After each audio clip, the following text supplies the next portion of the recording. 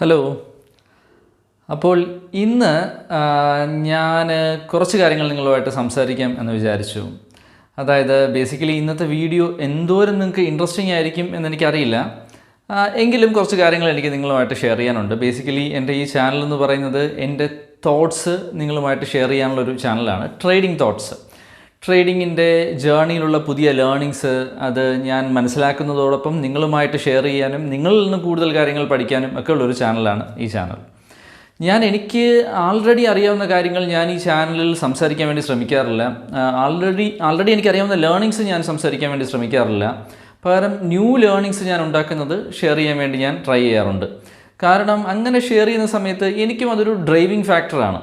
ഞാനൊരു കാര്യം പുതുതായിട്ട് പഠിക്കുന്നു, അത് ബാക്കിയുള്ളവരുമായിട്ട് ഷെയർ ചെയ്യുന്നു. അപ്പോൾ എനിക്കത് പുതിയ കാര്യങ്ങൾ പഠിക്കാനായിട്ടുള്ള ഒരു ഡ്രൈവിംഗ് ഫാക്ടറായിട്ട് മാറുകയാണ്. അത് ഞാൻ ശരിക്കും എക്സ്പീരിയൻസ് ചെയ്യുന്നു. അത് ശരിക്കും എക്സൈറ്റിംഗ് ആയിട്ടുള്ള ഒരു കാര്യം തന്നെയാണ്. അപ്പോൾ അതാണ് എനിക്ക് ഈ വീഡിയോസ് ചെയ്യാനുള്ള പ്രചോദനം. ഇത് ഒരാൾ കണ്ടാലും മതി, ഒരുപാട് ആൾക്കാരൊന്നും കാണണ്ട, ഒരാൾ കണ്ടാലും മതി, അതെനിക്ക് ഒത്തിരി സാറ്റിസ്ഫൈഡ് ആണ്. ഒരാൾ ആത്മാർത്ഥമായി കണ്ട് അയാൾ ഒരു കമൻറ്റ് പേസ്റ്റ് ചെയ്താൽ തന്നെ വളരെയധികം സാറ്റിസ്ഫൈഡ് ആയിട്ടുള്ളൊരു കാര്യമാണത്.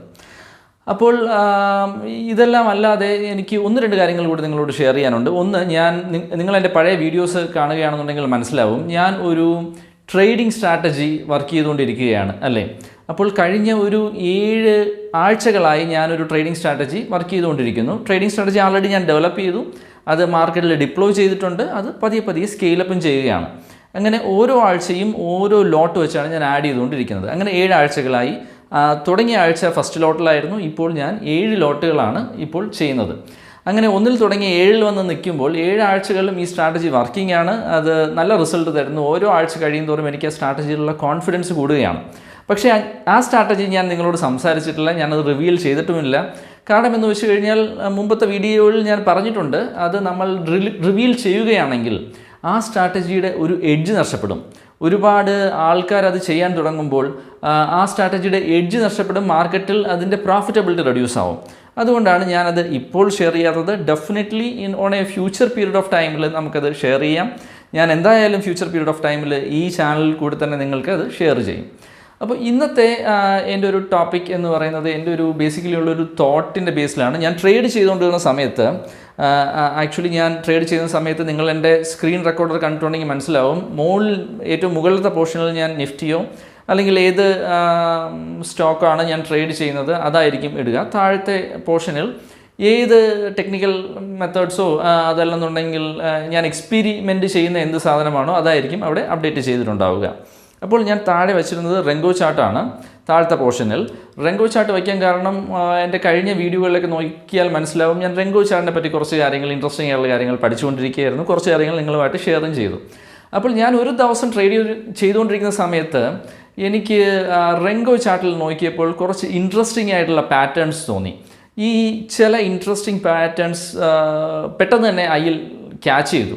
അപ്പോൾ ക്യാച്ച് ചെയ്തപ്പോൾ എനിക്ക് തോന്നി, എന്തുകൊണ്ട് ഈ രീതിയിൽ നമുക്കൊന്ന് ചെയ്തുകൂടാ? ഇത് കാണുമ്പോൾ അതിൻ്റെ പാറ്റേൺസ് ഒക്കെ കാണുമ്പോൾ പ്രോഫിറ്റബിൾ ആണ് എന്ന് തോന്നുന്നു. അപ്പോൾ അങ്ങനെയാണെങ്കിൽ എന്തുകൊണ്ട് ആ വഴിയിൽ എക്സ്പെരിമെൻറ്റ് ചെയ്തുകൂടാ എന്നൊരു തോട്ടിൽ നിന്നാണ് തുടക്കം. പക്ഷേ ഞാൻ തുടക്കത്തിലേ പറയുകയാണ്, ഇത് എൻ്റെ ഒരു സ്ട്രാറ്റജി ഞാൻ വർക്ക് ചെയ്യാൻ വേണ്ടി ശ്രമിച്ചു, റെങ്കോ ചാർട്ടും കൂടെ യൂസ് ചെയ്തിട്ട്. അത് പക്ഷേ ഒരു ഫെയിലുവർ ആയിരുന്നു. ഞാൻ ആദ്യമേ പറയുകയാണ്, നിങ്ങൾ ആരെയും പറ്റിക്കാൻ ഞാൻ ആഗ്രഹിക്കുന്നില്ല. ഈ വീഡിയോ മൊത്തം നിങ്ങൾ കണ്ട് ലാസ്റ്റ് എൻഡിൽ ആവുമ്പോഴായിരിക്കും നിങ്ങൾ മനസ്സിലാക്കുക ഈ സ്ട്രാറ്റജി, ഞാൻ പറയാൻ പോകുന്ന സ്ട്രാറ്റജി ഒരു ഫെയിൽഡ് സ്ട്രാറ്റജിയെ പറ്റിയാണ് എന്ന്.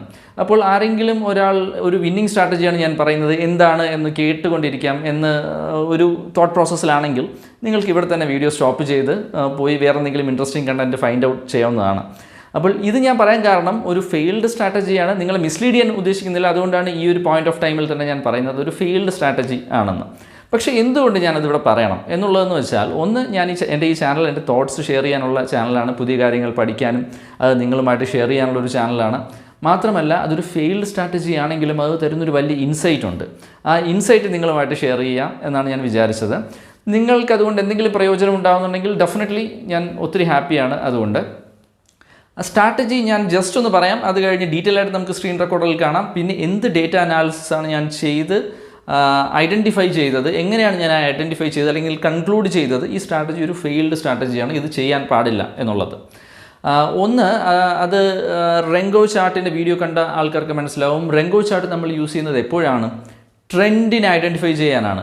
ട്രെൻഡിനെ ഐഡൻറ്റിഫൈ ചെയ്യുന്ന വെച്ചാൽ ഒരു ബ്രേക്ക് ഔട്ടിനെ ഐഡൻറ്റിഫൈ ചെയ്യാനാണ് നമ്മൾ റെങ്കോ ചാർട്ട് യൂസ് ചെയ്യുന്നത്.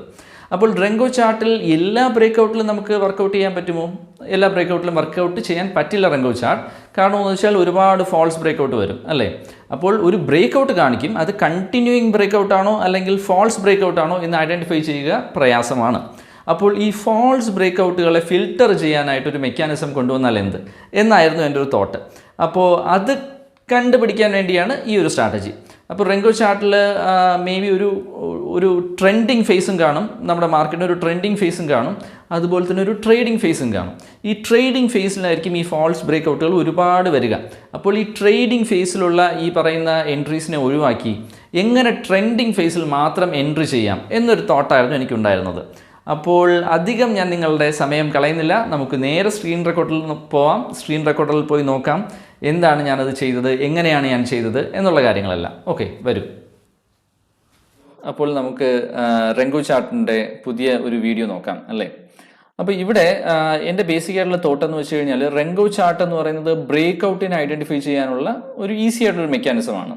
അപ്പോൾ ഇവിടെ ഈ ഒരു ചാർട്ടിൽ നോക്കിയാൽ നിങ്ങൾക്ക് മനസ്സിലാവും. ഇവിടെ എന്ന് വെച്ച് കഴിഞ്ഞാൽ ഞാൻ ബാങ്ക് നിഫ്റ്റിയുടെ ഒരു റെങ്കോ ചാർട്ടും അതുപോലെ തന്നെ ബാങ്ക് നിഫ്റ്റിയുടെ തന്നെ നോർമൽ നമ്മുടെ ക്യാൻഡിൽ സ്റ്റിക് ചാർട്ടുമാണ് എടുത്തിരിക്കുന്നത്.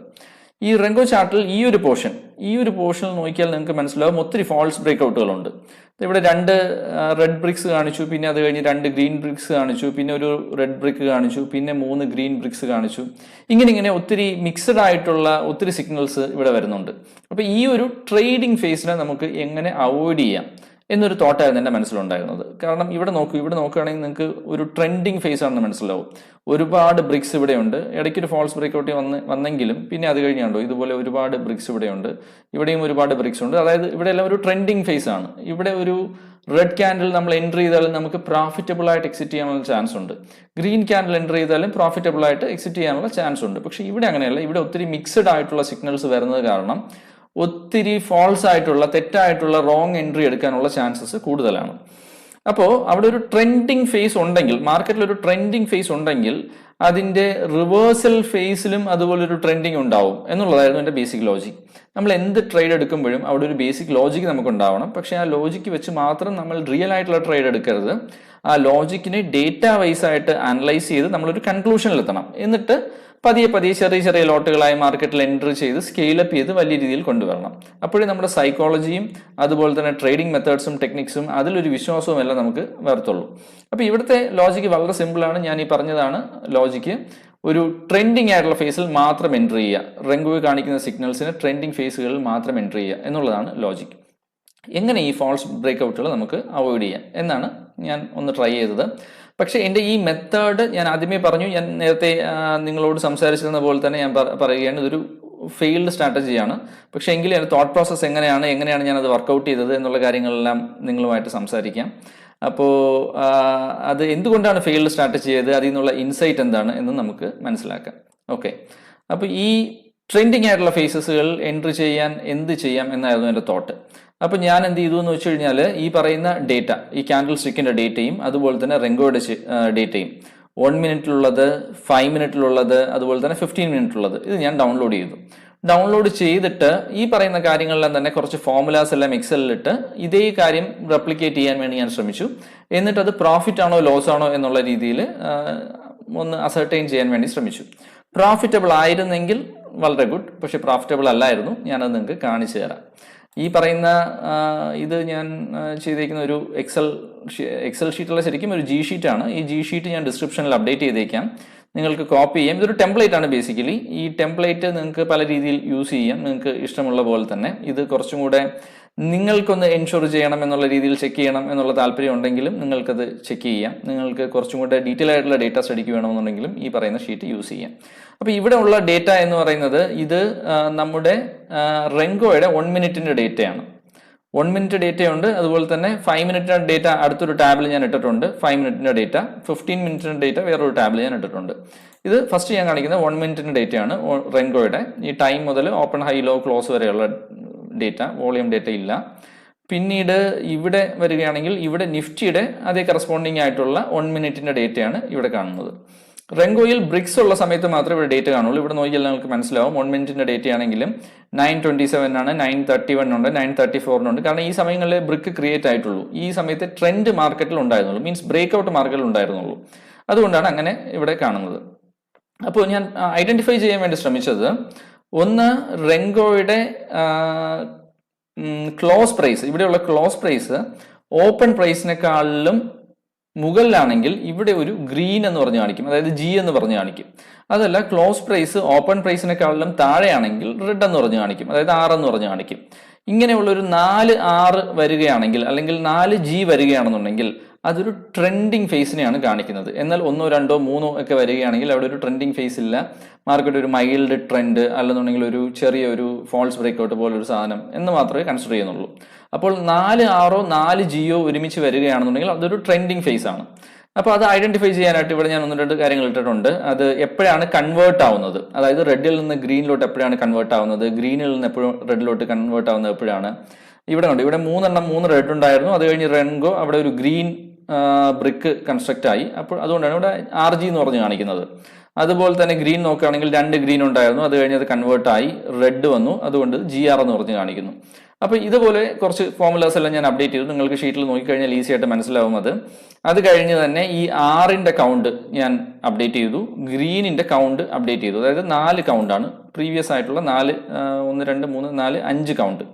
ഈ 5, 1, 2, 3, 4, 5 കൗണ്ട്, അതെ 5 കൗണ്ടുകളിൽ 4 എണ്ണമെങ്കിലും വരണം എന്നുള്ള രീതിയിൽ ഇവിടെ അപ്ഡേറ്റ് ചെയ്തു. അങ്ങനെ 4 എണ്ണമെങ്കിലും അവിടെ കൗണ്ട് വരികയാണെന്നുണ്ടെങ്കിൽ എന്താണ് അവിടുത്തെ സിഗ്നൽ, 4 എണ്ണമെങ്കിലും ഗ്രീനിന്റെ കൗണ്ട് വരികയാണെങ്കിൽ എന്താണ് അവിടുത്തെ സിഗ്നൽ എന്നുള്ള രീതിയിൽ ഇവിടെ ഒരു ബൈയുടെയും സെല്ലിന്റെയും ഒരു സിഗ്നലും കൂടെ അപ്ഡേറ്റ് ചെയ്തു.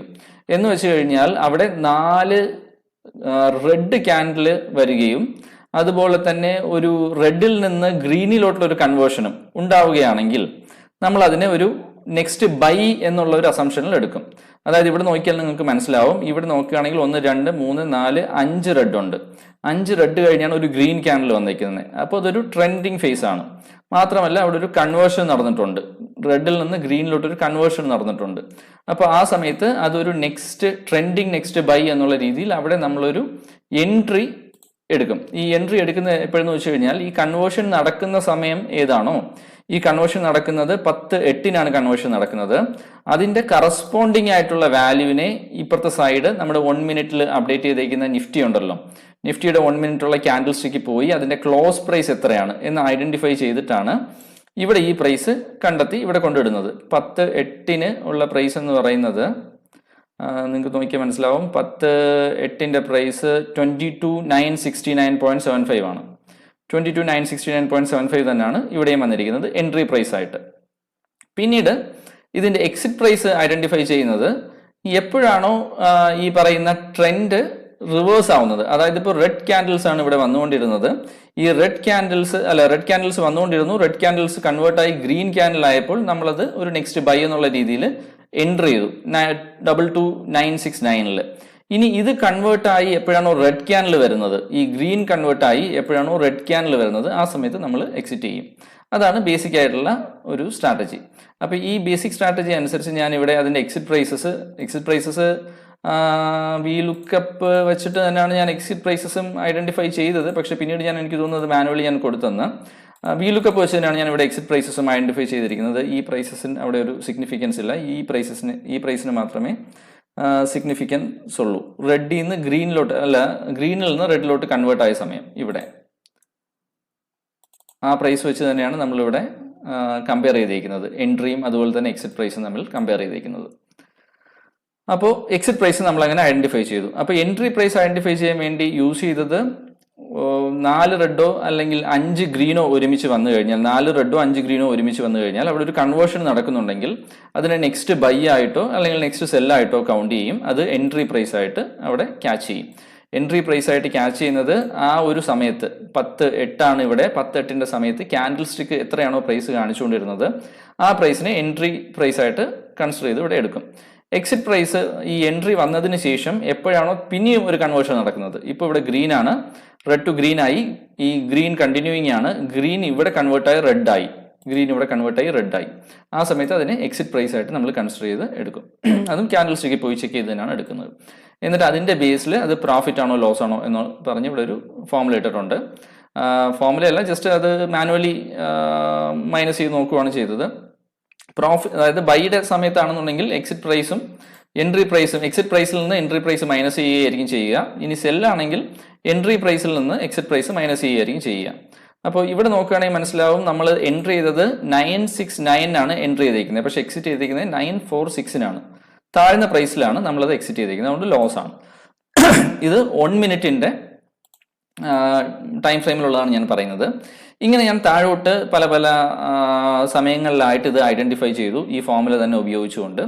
അങ്ങനെ ഐഡൻറ്റിഫൈ ചെയ്യുന്ന സമയത്ത് എനിക്ക് ടോട്ടലായിട്ട് കിട്ടിയ പ്രോഫിറ്റ് അല്ലെങ്കിൽ ലോസ് 1 മിനിറ്റിലെ പ്രോഫിറ്റ് ആൻഡ് ലോസ് എന്ന് പറഞ്ഞാൽ 7 പോയിന്റ്സ് ആണ്. അതായത് 7 പോയിന്റ്സ് ലോസ് ആണ്.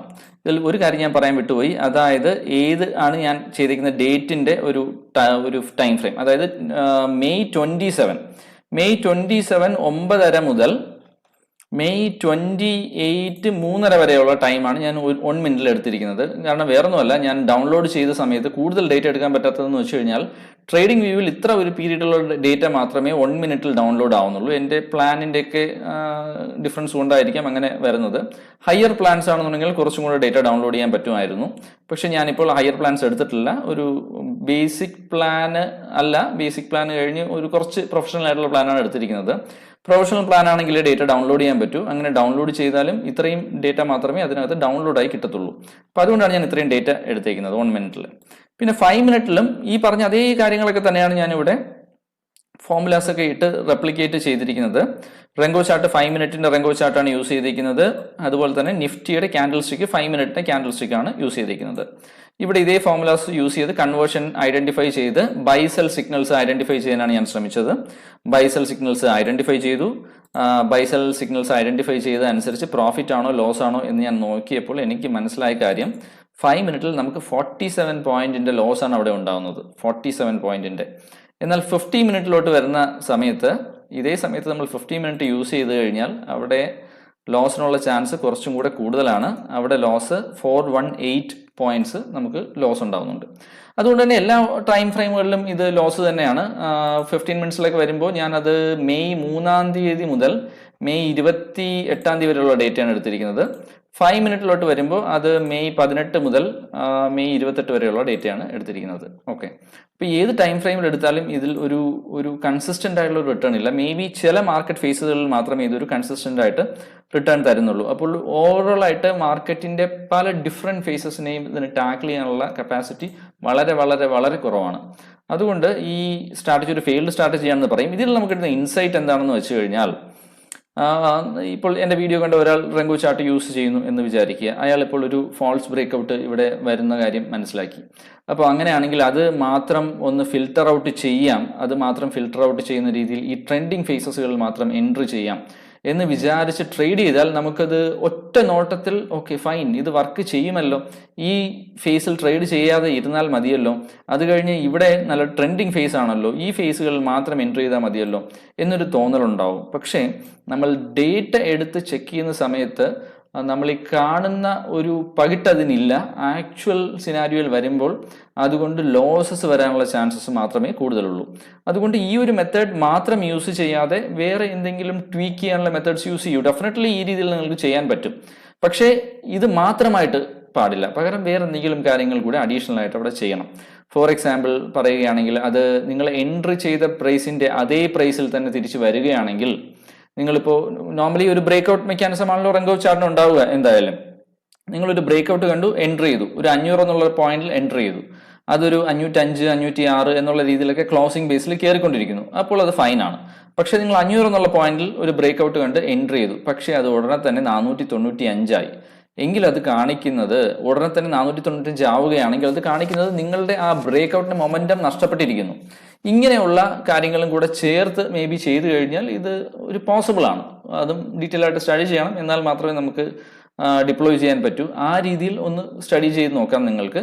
ഇത് മാത്രം യൂസ് ചെയ്യാതെ ഇങ്ങനെയുള്ള മെത്തേഡ്സും കൂടെ മിക്സ് ചെയ്ത് നോക്കാം. അപ്പോൾ ആ ഒരു ട്രേഡിംഗ് ഇൻസൈറ്റ് ആണ് എനിക്ക് ബേസിക്കലി പറയാനുള്ളത്. പിന്നെ എനിക്ക് 1-2 കാര്യങ്ങൾ കൂടെ നിങ്ങളോട് പറയാനുണ്ട്. ഒന്ന്, എൻ്റെ 2-3 തോട്ടുകളാണ്. പുതിയ ഒന്നല്ല, ഒരുപാട് തോട്ട്സ് ഉണ്ട്. തോട്ട്സ് പറയാനായിട്ടുള്ള സമയം മാത്രമാണ് ശരിക്കും പറഞ്ഞാൽ ഇപ്പോൾ അവൈലബിൾ അല്ലാത്തത്. കാരണം നമുക്ക് തോട്ട്സ് ഒരുപാട് കാണും, പക്ഷെ ഇത് സ്റ്റഡി ചെയ്തെടുക്കാൻ, ഇത് റിസർച്ച് ചെയ്തെടുക്കാൻ നമുക്ക് ഡെഫിനറ്റ്ലി ടൈം വേണം, അല്ലേ? അപ്പം ഞാൻ പറയാൻ ആഗ്രഹിച്ചത് ഒന്ന് രണ്ട് ഇപ്പോൾ എൻ്റെ മനസ്സിൽ ഓടി വരുന്ന രണ്ട് തോട്ട്സ് ആണ്. ഒന്നെന്ന് പറയുന്നത് നമുക്കതായത് ഒരു ഒരു ഒരു മെക്കാനിസം യൂസ് ചെയ്തുകൊണ്ട് ഒരു പെക്കൂലിയർ ആയിട്ടുള്ള ഒരു മെക്കാനിസം ഞാൻ ഇവിടെ എവിടെയോ എഴുതി വെച്ചിട്ടുണ്ട്. അതായത് close based trading, Renko and market types. അതെ, market types, different market types. നമുക്കറിയാം മാർക്കറ്റ് ട്രേഡിംഗ് ഫേസ് കാണും, ട്രെൻഡിങ് ഫേസ് കാണും. ട്രേഡിംഗ് ഫേസിനകത്ത് തന്നെ മാർക്കറ്റ് പല രീതിയിലായിരിക്കും. ജസ്റ്റ് ഒരു ബ്രേക്ക്ഔട്ട് പോലെ കാണിച്ചിട്ട് ട്രേഡിംഗ് ആവും, അല്ല സ്റ്റാർട്ടിങ് മുതലേ ട്രേഡിംഗ് തന്നെയാണ്. ട്രേഡിംഗ് ഫേസിൽ നിന്നിട്ട് ട്രെൻഡിങ്ങിലോട്ട് മാറും, അങ്ങനെയുള്ള കോമ്പിനേഷൻസ് ഉണ്ടാവും. ഇനി ട്രെൻഡിങ് ഫേസിലാണെങ്കിൽ മുകളിലോട്ട് മാത്രം പോകുന്ന ഫേസ് കാണും, താഴോട്ട് മാത്രം പോകുന്ന ഫേസ് കാണും. ഇങ്ങനെ പല പല മാർക്കറ്റ് ഫേസസുകൾ. ഈ മാർക്കറ്റ് ഫേസുകൾ എങ്ങനെ നമുക്ക് ഐഡന്റിഫൈ ചെയ്യാം? എനിക്കറിയില്ല, ഇപ്പോൾ അബ്സല്യൂട്ട്ലി അറിയില്ല എങ്ങനെ ഐഡന്റിഫൈ ചെയ്യണം എന്നുള്ളത്. ഐഡന്റിഫൈ ചെയ്യാൻ പറ്റുമോ എന്നുള്ള കാര്യവും കറക്റ്റായിട്ട് അറിയില്ല. അപ്പോൾ അത് ഒന്ന് റിസർച്ച് ചെയ്ത് നോക്കാം എന്ന് വിചാരിച്ചു. നമുക്ക് മാർക്കറ്റ് ഫേസസുകൾ ഐഡന്റിഫൈ ചെയ്യാൻ പറ്റുമോ? കാരണം എന്ന് വെച്ച് കഴിഞ്ഞാൽ നമ്മുടെ എല്ലാ സ്ട്രാറ്റജിയും എല്ലാ മാർക്കറ്റ് ഫേസിലും വർക്ക് ചെയ്യുകയില്ല. പല സ്ട്രാറ്റജികൾ പല മാർക്കറ്റ് ഫേസിൽ വർക്ക് ചെയ്യും, നന്നായി വർക്ക് ചെയ്യും. ചില മാർക്കറ്റ് ഫേസുകൾ വർക്ക് ചെയ്യണം എന്നില്ല. അതുപോലെ രണ്ടാമതൊരു തോട്ടം എന്ന് വെച്ച് കഴിഞ്ഞാൽ ഒരു വിന്നിങ് ആയിട്ടുള്ളൊരു സ്ട്രാറ്റജി, ഒരു വിന്നിങ് ആയിട്ടുള്ള സ്ട്രാറ്റജിയുടെ എസെൻഷ്യൽ ആയിട്ടുള്ള കമ്പോണൻസ് എന്താണ്, എന്തൊക്കെ കാര്യങ്ങൾ നമുക്ക് ചെയ്താൽ ഒരു വിന്നിങ് സ്ട്രാറ്റജി ശരിക്കും നമുക്ക് ഡെവലപ്പ് ചെയ്തെടുക്കാം, അതിൻ്റെ ഒരു ബേസ് ആയിട്ടുള്ള കോർണർ സ്റ്റോൺസ് എന്തൊക്കെയാണ്, ഈ കാര്യങ്ങളൊക്കെയാണ് എനിക്ക് നിങ്ങളുമായിട്ട് ശരിക്കും സംസാരിക്കാനുള്ളത്. അത് വരുന്ന വീഡിയോകളിൽ നമുക്ക് സംസാരിക്കാം. അപ്പോൾ എല്ലാവർക്കും ഹാപ്പി ട്രേഡിംഗ്. നിങ്ങൾക്ക് എന്തെങ്കിലും അറിവുണ്ടായെങ്കിൽ, നിങ്ങൾക്ക് എന്തെങ്കിലും എന്നോട് സംസാരിക്കണമെന്നുണ്ടെങ്കിൽ കമൻ്റായിട്ട് അപ്ഡേറ്റ് ചെയ്യുക. അപ്പോൾ അധികം ഞാൻ സംസാരിച്ച് മുഷിപ്പിക്കുന്നില്ല. നമുക്ക് ഉടനെ തന്നെ അടുത്തൊരു നല്ലൊരു വീഡിയോ ആയിട്ട് കാണാം. അപ്പോൾ എല്ലാവർക്കും ബൈ ബൈ.